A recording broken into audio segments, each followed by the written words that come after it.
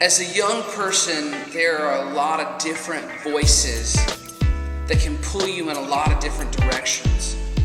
Your parents telling you should think about your life and focus your life this way, and educators telling you got to be prepared for college and for your future, and then your friends are like, come on, let's just hang out, let's just have a good time. And so you got all these voices speaking into your life, and yet a lot of times they don't line up. But there's one voice that you can always trust. There's one voice that is always true, and that is the voice of God. But the only way we can make sure that it's God's voice is if we're in God's Word. There's a story in 1 Samuel. There's this young man, his name is Samuel, and he's growing up in the temple. His mom dedicated him back to God, and so he's growing up in the temple, and we learned that he actually was sleeping very close to the Ark of the Covenant, very close to where God's presence came to rest in the temple. Now at this time, it says that because of the wickedness in the world, that God barely spoke. God's presence was barely known among the people. But in the temple, there was a lamp. It was the menorah. And it said that the light of God had not yet burned out. And here's this young man, Samuel. He's just a teenager.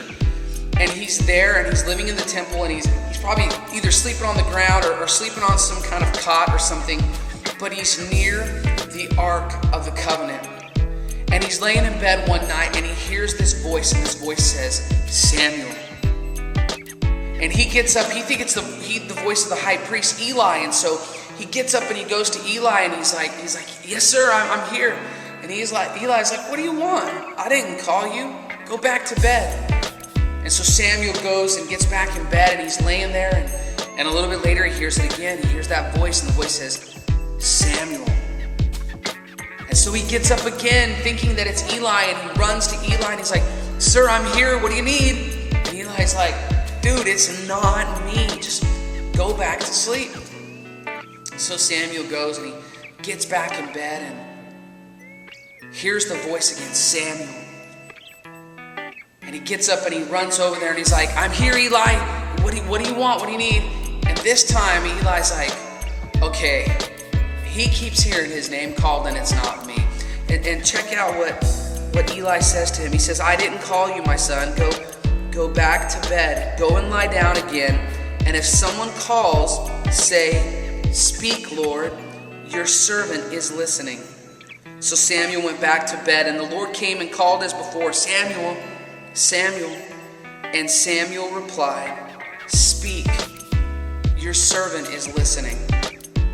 With so many voices pulling us in so many different directions, it's very easy to become confused when trying to make decisions in life and wanting to know whether or not God is in them.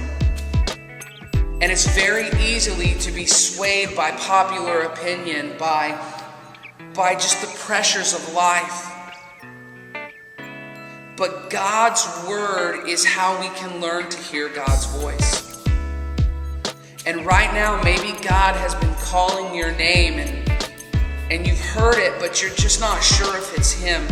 I want to encourage you today, the best way you can learn to know what God's voice sounds like is by spending time in His Word. You've got to be able to discern whether or not it's the world telling you to do something or it's God telling you to do something. I can't tell you how many times I sit down and have conversations with young people, and they'll say, I believe God is calling me to do, fill in the blank. And I'll ask them, I say, well, really, you believe this is God? I say, so tell me, how often do you spend time in God's Word? Well, that's not what I'm saying. I'm telling you, God has told me to. Well, hold on a minute.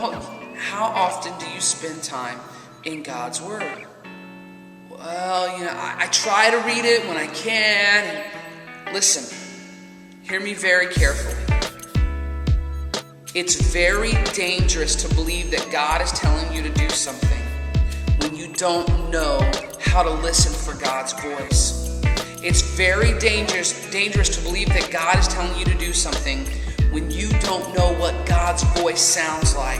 And so my encouragement for you today is to get into God's Word, spend time, learn what His voice sounds like, and the next time He calls to you, then you can say, "Speak, Lord, your servant is listening." Have a great day.